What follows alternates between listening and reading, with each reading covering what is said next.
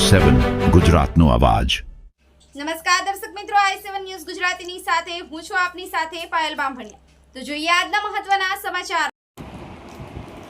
આદિવાસી સમાજના મજૂરોને સૌરાષ્ટ્રના મોટા ખેડૂતો દ્વારા આદિવાસી સમાજના કામ કરતા મજૂરોને હેરાન કરી અને મજૂરો બનાવતા સૌરાષ્ટ્રના ખેતર માલિકો।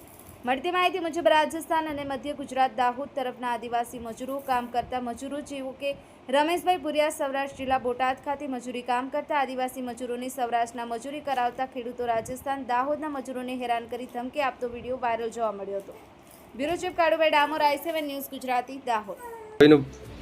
बगाड़ी नहीं सकते, हूँ समाज का काम करता हूँ, तो यहाँ के लोग मेरे को फ़ोन में धमकी देते हैं और कहते हैं कि तारे अँ रहवो હોય तो રહેજે, नकर तारे निकलવું પડશે, આવી રીતે ધમકી આપે છે મને।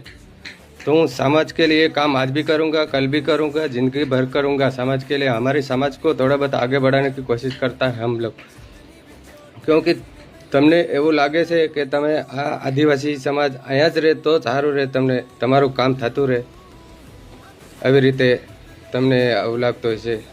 અમારો સમાજ કેટલો પરેશાન થાય છે, દુઃખી છે, શોષણ અત્યાચાર થાય છે, એટલા માટે અમે કામ કરીએ છીએ। આ વિડીયોને ભાઈ ज़्यादा से ज़्यादा शेयर करो। मैं अभी जलालपुर में हूँ, गढ़रा तालुको जिलो बोटास ने जलालपुर गाँव।